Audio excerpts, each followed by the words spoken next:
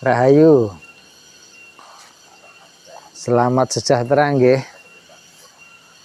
Saat ini aku sedang di suatu situs leluhur Pati nggih. Ini aku ada di petilasan Eyang Nyai Ageng Kanduruhan. Beliau ini diyakini sebagai guru spiritual dari Eyang Wasis Joyokusumo, pemimpin Pati, gitu loh. Nah, kebetulan sore ini aku sedang jalan-jalan ke sini memohon restu, sekaligus aku ingin mengingatkan ke panjenengan semua bahwa kalau kita berinteraksi dengan leluhur itu tidak cukup hanya sekedar mengunjungi situsnya atau mengunjungi petilasannya lalu memohon berkah. Menurutku tuh tidak cukup nggih, no. Tetapi kita juga harus memahami sikap atau cita-cita beliau, para leluhur kita itu apa sih yang ingin dicapai oleh para leluhur kita yang mungkin belum tersampaikan, belum tercapai di era mereka, sehingga mereka lalu memposisikan diri menyepi, memohon kepada Tuhan untuk suatu hajat, gitu loh. Nah, hal semacam itu tugas kita semua sebagai anak turunnya untuk mewujudkan dari cita-cita para leluhur itu tadi, gitu loh.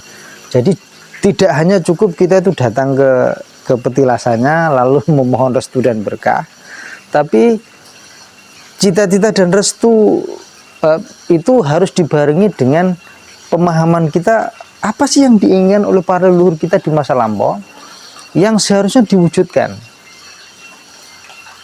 Karena mereka selama ini, para leluhur ini, mereka inilah yang menjaga istilahnya keselarasan, menjaga pola energi di lingkungan wilayah daerahnya masing-masing, gitu loh. Mereka inilah yang salah satunya yang bertanggung jawab, gitu loh. Otomatis dengan sendirinya beliau-beliau pasti punya harapan suatu standar pola hidup bagi masyarakat lingkungan sekitarnya, gitu. Nah, kita harus memahami itu. Cita-cita leluhur kita, para leluhur kita, para pemuda kita harus mampu kita wujudkan dalam kehidupan kita. Karena kita anak turunnya. Kita ada dalam jangkauan lingkup tempat tinggal mereka, tempat petilasan mereka. Mohon ini dipahami dengan tepat, nggih. Karena apa? Menghadapi era perubahan seperti sekarang yang begitu cepat, kita harus jauh lebih tenang, kita harus jauh lebih jernih, sehingga akan menimbulkan inspirasi sekaligus keberanian untuk mengubah keadaan. Dan restu dan berkah leluhur akan mengalir ketika kita mampu menangkap apa sih yang diinginkan leluhur kepada dalam kehidupan kita atau peran kita. Tolong ini dipahami dengan tepat, ya. Jadi kita harus mampu menangkap apa yang diinginkan atau cita-cita luhur dari leluhur kita itu apa yang seharusnya kita wujudkan generasi kita sebagai anak turunnya. Itu harus mampu kita tangkap. Nah, salah satu contohnya yang saat ini aku sampaikan gambarannya, memang tempatnya indah, tempatnya asik, tapi kita tidak cukup hanya memohon restu dan berkah.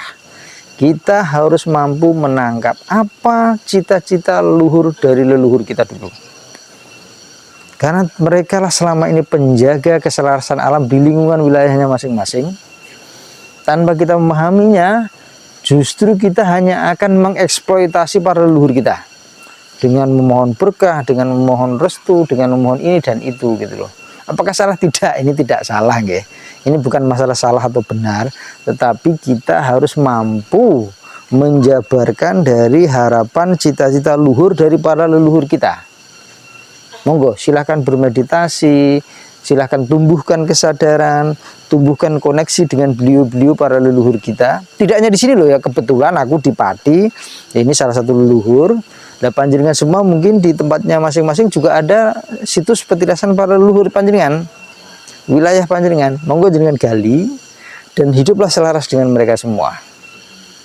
Ini sangat penting aku jelaskan karena selama ini ketika kita menghadapi era perubahan yang begitu cepat dan banyak mara bahaya, kita datang ke leluhur itu hanya mau restu dan berkah, tanpa kita mau mengubah pola hidup kita, tanpa mau memahami cita-cita luhur dari para leluhur kita. Tolong dipahami ya.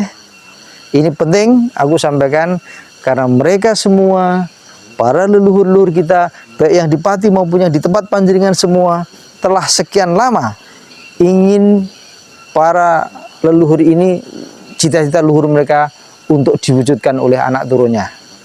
Dipahami nggih? Matur nuwun. Rahayu, rahayu, rahayu.